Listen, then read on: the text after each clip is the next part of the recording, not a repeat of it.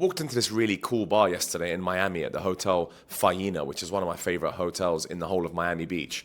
And within a few minutes of me walking in, I see this absolute cracking looking girl. I just so happened to walk up at the perfect time where her friend is like messing around with her dress and her blouse. And I was like, whoa, you taking it off in here? It's like the wrong place to do that. You got to wait till later. She was like, it's funny. Yeah, I need some help. Can you help pull this blouse? Can you help do this? Yeah, whatever.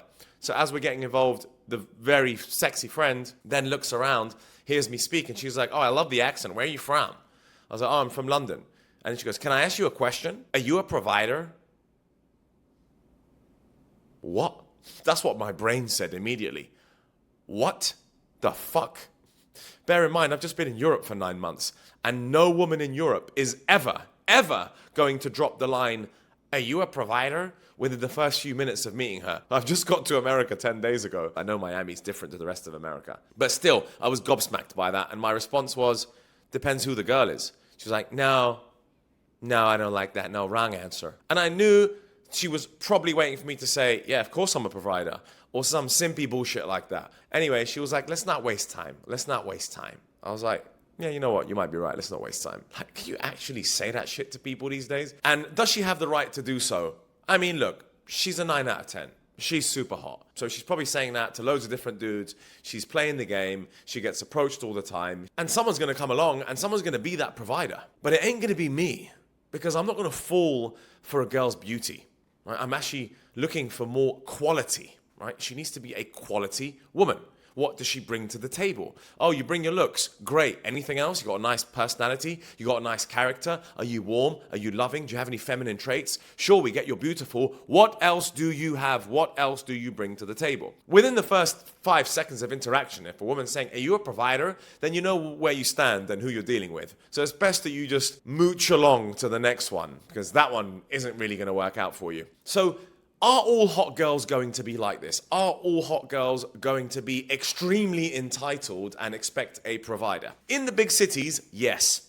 LA, New York, Miami, unfortunately so. They are going to be extremely entitled because there are dudes that are providers and that will come along and that will simp and that will buy them a load of shit. And guess what she's going to do? She's going to enjoy herself, then she's going to move on to the next guy. Because being the provider is not what makes her fall in love with you. Women are not going to fall in love with you because you provide things for her, because you buy things for her. It's never been like that, and it never will be like that. Women fall in love with you because of how you make her feel. Now, I could have sat there and played the game and tried to win her over and tried to win her attraction and maybe sleep with her and hang out with her for a bit, but you already know from that beginning stage who you're dealing with. So why would you waste time? And she's absolutely right. Let's not waste time. That's correct. She's got no idea I'm a multimillionaire from London, but who cares? Because most people in Miami have that kind of money. Well, not most, but a lot of people have that kind of money around here, or in Dubai, or in New York, or in London, or in LA. So she can afford to act like that in these cities, which is why those hot girls act like that, because someone is going to come along and someone's going to be the provider. And then he's going to get stung and he's going to get fucked over and he's going to be like, oh, I'm not sure what went wrong. Idiot. Had he come to me and spent some time with me, he would have known what went wrong. He's got terrible taste and has poor intuition. It's as simple as that. So where do you find the hot girls? You find the hot girls in smaller towns, in places that haven't been completely entangled with wealth and places that aren't completely abundant with wealth.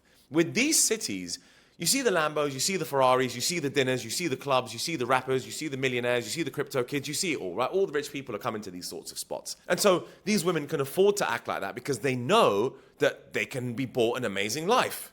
And can you blame them? I'm not going to sit here and slate that girl or slate her friends. They are products of their environment. That's just the way they can afford to act because people are allowing them to act like that. Men are allowing them to act in that way. Now, why do you think I spent 9 months in Europe? I spent 7 months in Bucharest, Romania. And not once did a woman ever drop a line like that. There are obviously pretentious girls in Romania who are super hot and who want a provider, but they would never say that. The general majority of girls in Romania do not act like that.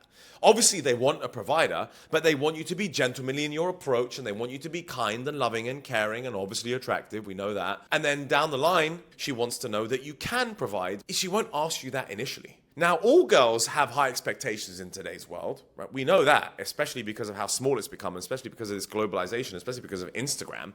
The world has become a much smaller place, so all girls have expectations, but some have way higher expectations and will give you the fucking worst ride of your life. You'll spend a load of money. Sure, you'll get to sleep with her, but are you that desperate? Are you actually that desperate? You're going to pay up and be the provider just to sleep with her? And she will just leave your ass hanging.